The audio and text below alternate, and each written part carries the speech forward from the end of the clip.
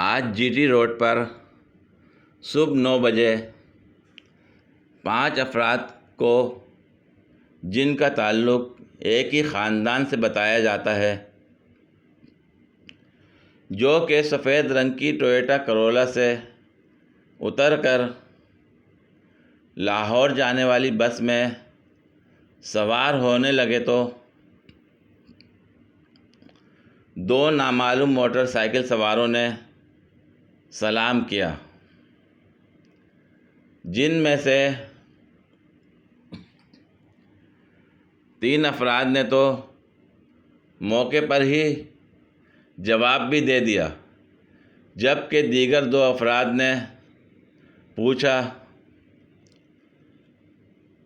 ये कौन सी? ये लोग कौन थे सर जो चले गए? जा पूछ क्या।